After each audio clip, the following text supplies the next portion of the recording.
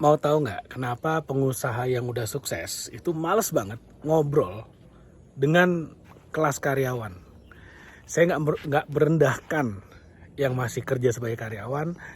Saya nggak meremehkan profesi apapun, tapi saya akan spill, saya akan share mindset dari para pengusaha yang udah sukses dan kenapa kok mereka nggak bisa kalau misalnya gaul dengan para karyawan. Simple. Jadi gini, contoh misalnya di awal tahun ada sebuah kebijakan dari pemerintah yang mengatakan UMR naik. UMR naik, gaji naik. Nah, para karyawan itu akan mengatakan apa? Mereka akan berkumpul dan akan mengatakan akhirnya gaji kita naik. Tapi naiknya dikit banget. Gila, nggak tahu apa barang-barang di luar sana naiknya parah banget. Harga minyak naik, harga beras naik, harga kontrakan rumah naik, semua biaya hidup naik. Tapi gaji kita naiknya dikit banget. Ayo kita demo biar naiknya makin banyak. Nah itu pembicaraan teman-teman yang masih kerja sebagai karyawan. Salah nggak ngomong kayak gitu? Nggak salah.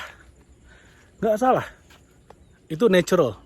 Memang secara alamiah akan seperti itu. It's okay.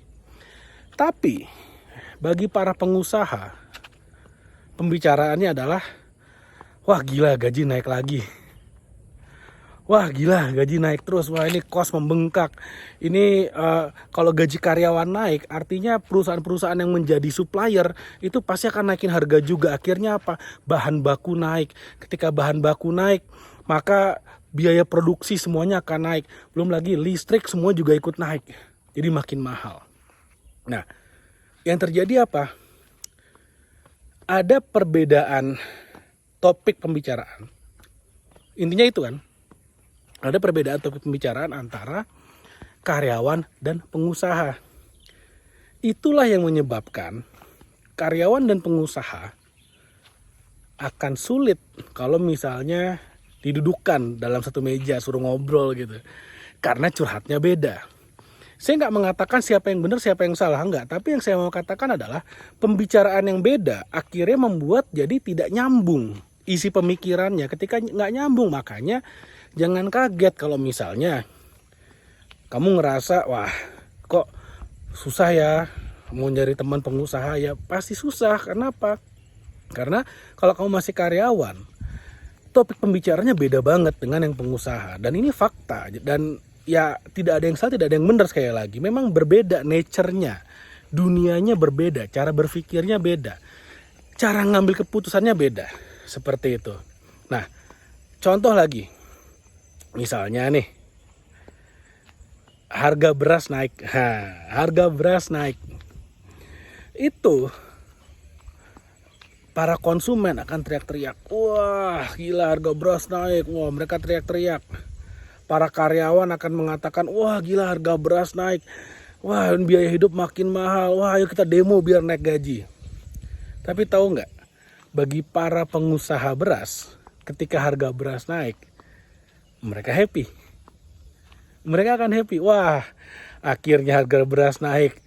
Akhirnya jerih payah gua dihargai lebih mahal. Akhirnya dihargai. Akhirnya bisa merasakan untung juga nih di bisnis beras nih. Karena yang biasanya marginnya cuma 100 perak sekarang jadi 150 perak. Wah. Nah, dari dua cerita tadi yang saya share sebetulnya apa sih? Sebetulnya gini loh. Burung-burung yang memiliki warna bulu yang sama, mereka itu akan berkumpul dalam satu kawanan. Kalau kamu mau sukses,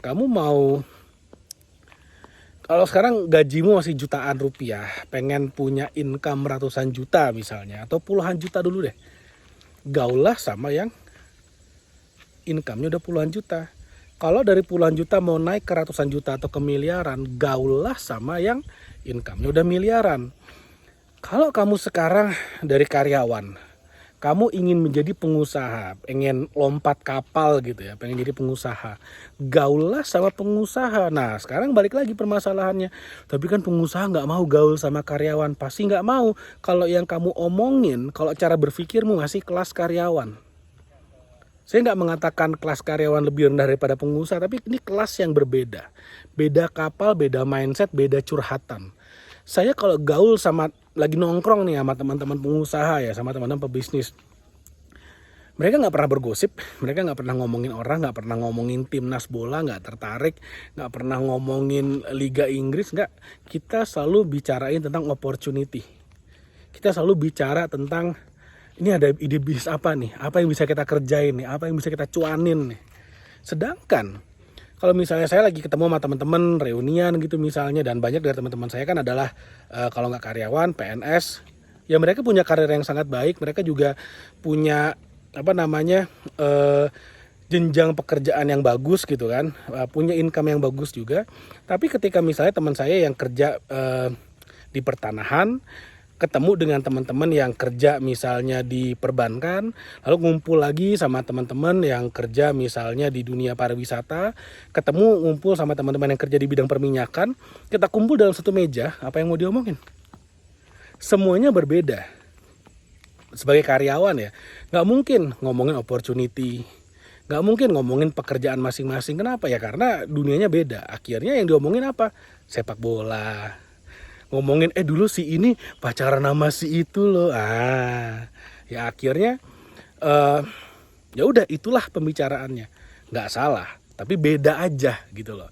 Nah, kalau kamu mau gaul sama pengusaha, pengen masuk ke dalam circle pengusaha, cara paling gampang gimana? Cara paling gampang nomor 1 adalah ikutan komunitasnya.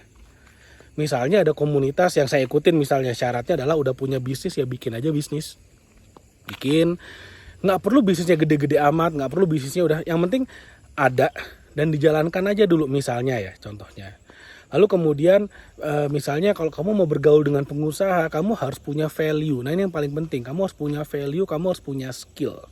Kalau kamu nggak punya value, kamu nggak punya nilai, dan tidak ada yang bisa kamu taruh di atas meja, nggak ada sesuatu yang kamu bisa bring to the table, ya mereka juga malas ngomong sama kamu gitu loh. Karena pengusaha itu paling males gaul sama orang yang mentalnya cuma mau ikut-ikutan, free riding doang, dapat uang denger doang, males banget.